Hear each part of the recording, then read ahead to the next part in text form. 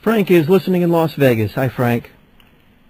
Thanks for taking my call. Really a fantastic conversation. I really find it interesting.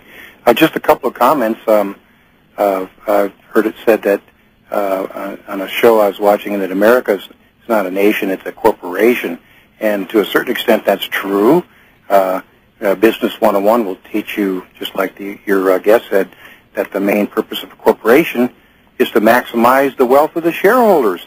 Nothing more, nothing less. And to achieve that end, they may have pro-family policies and regulations, or they may not.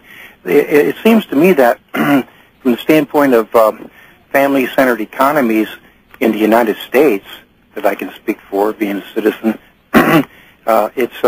it all hinges on whether or not our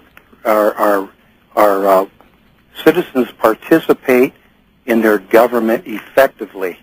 This country came out of a terrible monopolization in previous centuries, and the culmination were the Sherman-Clayton Antitrust Act and all the antitrust laws, and the Justice Department had an entire department set up for that end to encourage what built this country, which was not capitalism, but what built this country, most people are not aware of this, what built this country is free enterprise, where there's no significant barriers to entry into particular markets. And of course there are now, in most of our economies now, are oligopolies. A few are still monopolies. And it seems like, and to the extent that we can participate effectively with our government to make sure there's no oligopolistic domination in the major industries, we can achieve somewhat of a pro-family type environment. But it seems to be an experiment yet that I haven't seen it really successful in most cases. Perhaps your guest can speak to that. All right, Frank, thank you very much. Your thoughts, Dr. Carlson? Well, it's a very good comment. I have two reactions. One is that we have forgotten, and I try to restore the memory in people's minds in Chapter 2 of my book. We have forgotten that the United States did have a more family-friendly economy between about 1880 and 1970. We had in this country an informal system called the family wage, and it was largely driven by cultural assumptions that men and women should be married, and that the woman should ideally be a homemaker at home raising the children, and the father should be a breadwinner. It was supported by, again, custom, but also by law. The conservatives, most of them aren't aware of this, but that the entire New Deal programs, including Social Security and widows' pensions, and all the things that came out of the New Deal, were driven by that same assumption of a family wage society where the father would be the breadwinner and the mother would be the homemaker. And our tax system in the 1940s and 50s was changed to recognize and support and affirm that.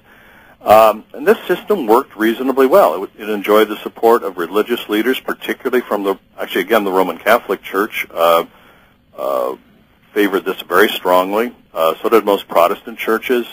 It enjoyed the support of labor unions. The capitalists didn't like it.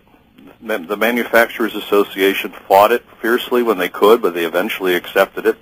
And it lasted until about 1970 when the feminists pulled it down, because the feminists didn't like the assumption that women would be mothers at home, and they successfully pulled it down. There were some other changes that were taking place which made it easy for them to do so, but we had a system like that.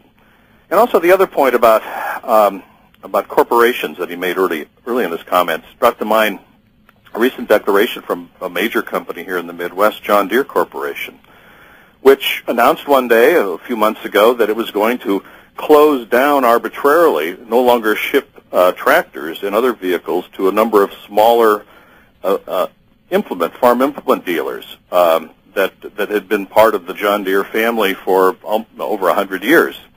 And what John Deere president said was that and he said this quite openly, the John Deere Corporation is not a family. If it ever was, it no longer is. What the John Deere Corporation is, it's an international combine designed to raise profits and expand our market share around the globe. And we no longer care what happens to the little dealership in Podunk, Illinois.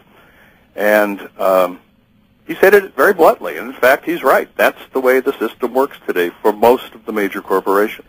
Dr. Carlson, can you give us about another 15 minutes? You bet. All right.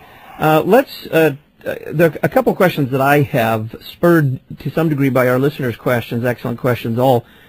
Is it true that in the founding documents of our country, that Jefferson amended his famous line, life, liberty, and the pursuit of property, to life, liberty, and the pursuit of happiness? And I wonder, was there some insight in there into the central role that property in private hands had to play in what they must have been thinking of, not as a corporation, but as a nation based upon family-centered economy?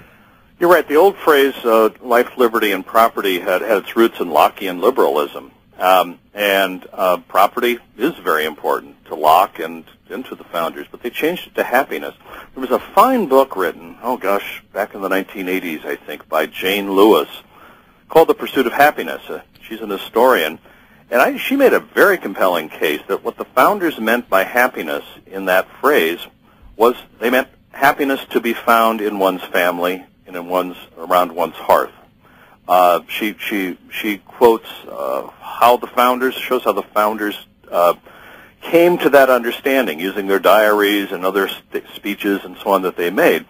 They weren't just talking about random happiness, but they were talking about family happiness, the happiness that comes from owning one's land and property, which they still saw there, but also the happiness that would come from the family life and the small communities you would build around that. And in that sense, I think if that's what the founders meant, I'm entirely pleased with the change in phrase, because I think it goes beyond sort of the narrow confines of property and expands it into a larger matrix of human relationships, which I think is quite beautiful. But what does it mean now, or what is it commonly perceived as meaning, life, liberty, and the pursuit of happiness?